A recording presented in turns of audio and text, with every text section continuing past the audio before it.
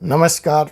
Force is supreme law international के इस नए कानूनी एपिसोड में मैं advocate doctor Ajay Kumar Pandey, Supreme Court of India, एक बार पुनः आप सबका स्वागत करता हूं, हार्दिक अभिनंदन करता हूं। जी हां जनाब, जनता से जुड़ा एक और मुद्दा लेकर आज मैं इस अदालत में आप सबके समक्ष पेश हूं।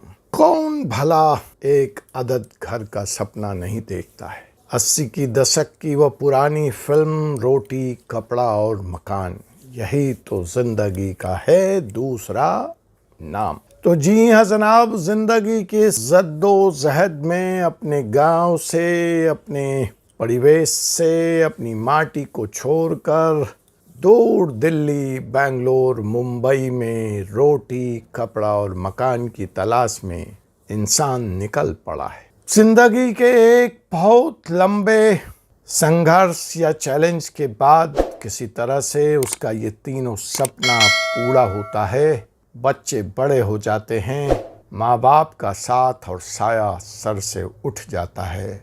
उसको याद आती है अपनी गांव, अपनी माटी और अपनी जमीन। पर वो इतना कट चुका होता है, तब तक पैसे से मजबूर होता है कि वह वापस अपनी माटी की तरफ रुख नहीं कर सकता। ऐसे में उसके अंदर का एक पुराना सपना और जगता है, और वो सपना होता है माटी से जुड़ने का।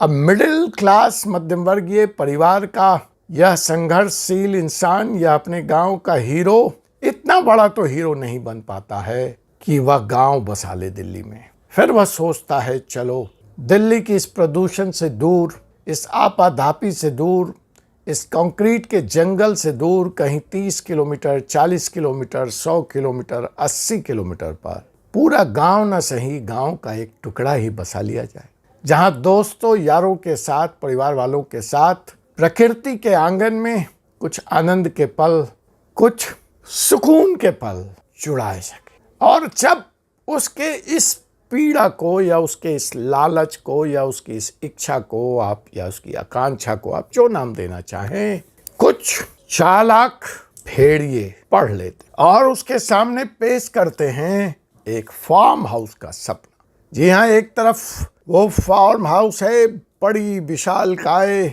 सैनिक कॉलोनी, छतरपुर, महरौली, जिनके दाम तो 100-150 करोड़ को छूते हैं, वो भी कम पड़ते हैं, वह उसकी पहुंच से बाहर है। लेकिन फार्म हाउस की टीस उसके मन में भी है। 2 कमरे के बेडरूम फ्लैट में कंक्रीट जंगल में रहते हुए, 3 कमरों के जंगल में रहते हुए वह उब चुका है, और अब उसे तलाश है सुकून की तरफ, और वो फिर चल पड़ता है एक अदद फार्म हाउस की तलाश में। और यहीं से खेल शुरू होता है उसके लूटे जाने का, उसके खसूटे जाने का।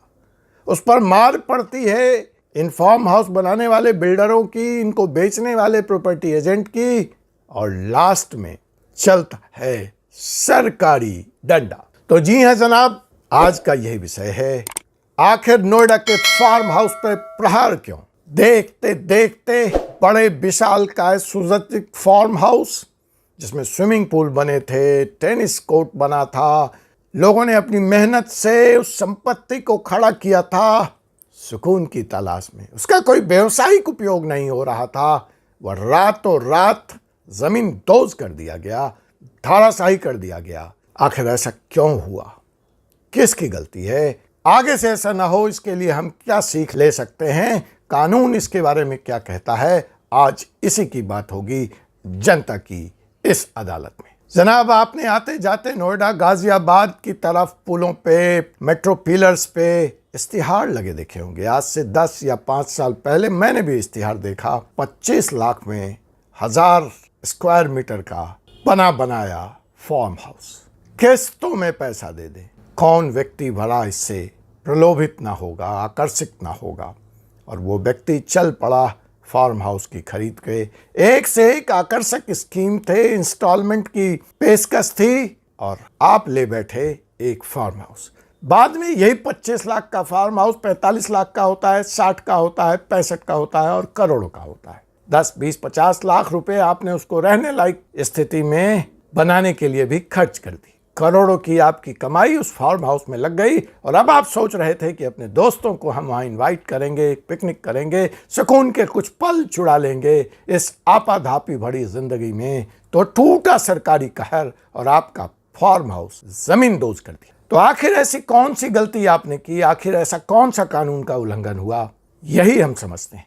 जी हाँ जनाब, जैसा कि आप सबको मालूम है कि पिछले दिनों 40 से ज्यादा नोएडा के आसपास फार्म हाउस जो आपके अनुसार आपके नेम में रजिस्टर्ड थे, बिल्डर आपको यही कह के ये फार्म हाउस बेचते हैं कि इसकी रजिस्ट्री संभव है, प्रॉपर्टी डीलर भी आपको यही समझाता है कि ये फ्री होल्ड जमीनें हैं, गांव की जमीन है, पंचायत की जमीन है और हम आपके नाम इसकी रजिस्ट्री करा देंगे, अतः आप कानूनी तौर से पूरी तरह सुरक्षित हैं, संरक्षित हैं और यह सौदा पूरी तरह से वैध है। ऐसा ही समझाकर ये फार्म हाउस आपको बेचा गया। शायद कहीं ना कहीं आपसे भी गलती हुई, आपने उनकी बातों को अक्षरशः मान लिया या उसको क्रॉस चेक करने का प्रयास नहीं किया।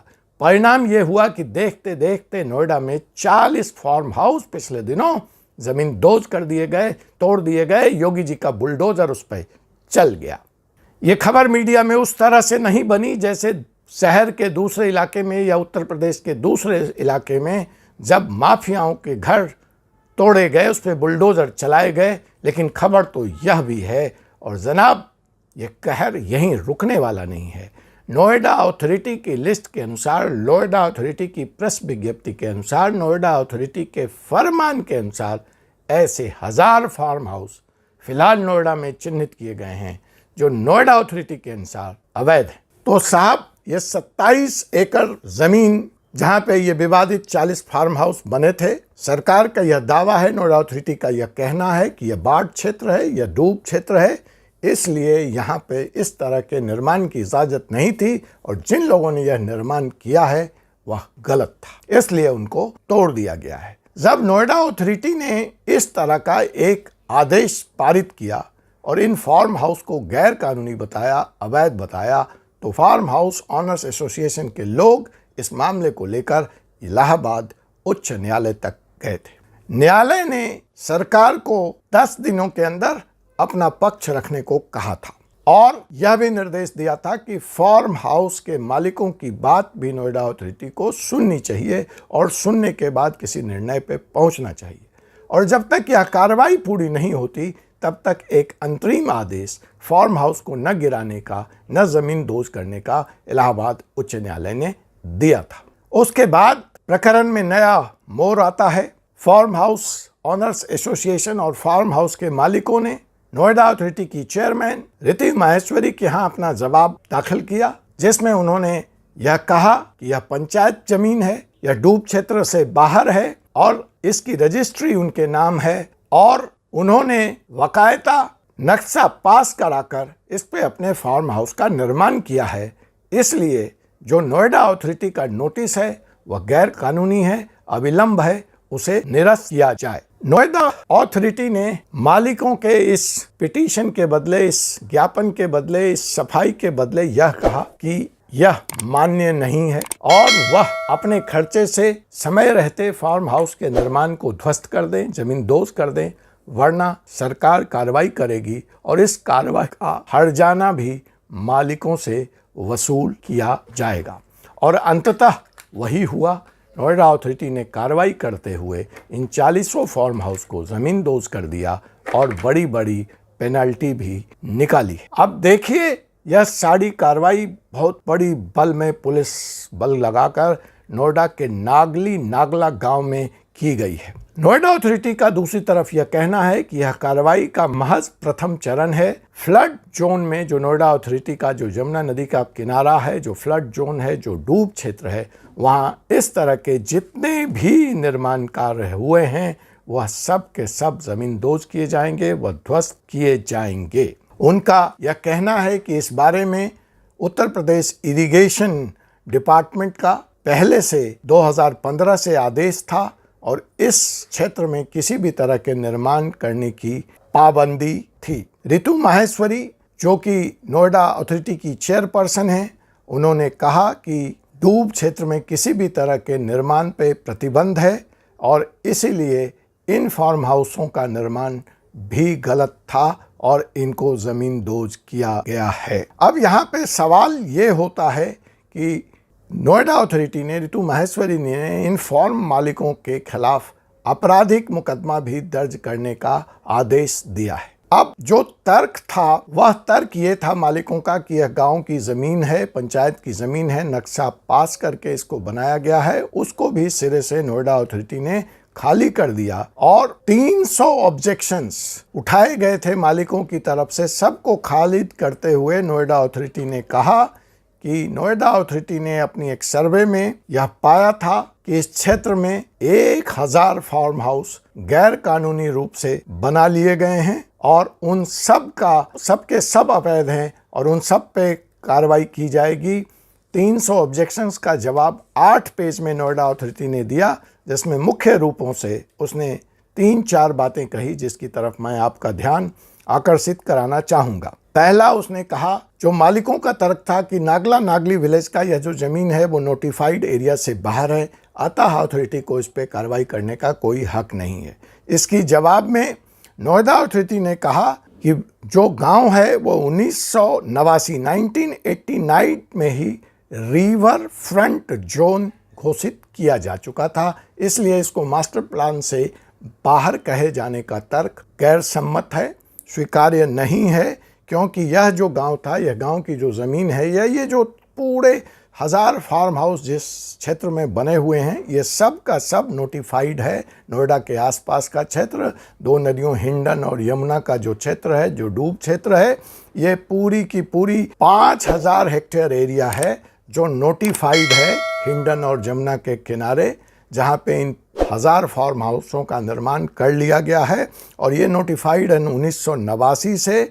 और इतना ही नहीं, यह जो 2031 मतलब आज से कुछ सालों बाद तक के लिए जो सरकार का प्लान है 2031 का रिवर फ्रंट डेवलपमेंट जोन, इसको पूरी सरकार जो है एक रिवर फ्रंट की तरह, एक पर्यटन स्थल की तरह डेवलप करना चाहती है, लखनऊ की तर्ज पे या आप गुजरात के अहमदाबाद के नदी की तर्ज पे, जहां वो बनाया गया है, जहां पर्यटक जा सकें, स्थायी निर्माण नहीं होगा, प्राकृतिक सुंदरता बनाई जाएगी। तो उसका जो river front development master plan 2031 है, यह क्षेत्र उसका भी हिस्सा है, अतः यहाँ पे किसी भी तरह के निर्माण की इजाजत नहीं दी जा सकती।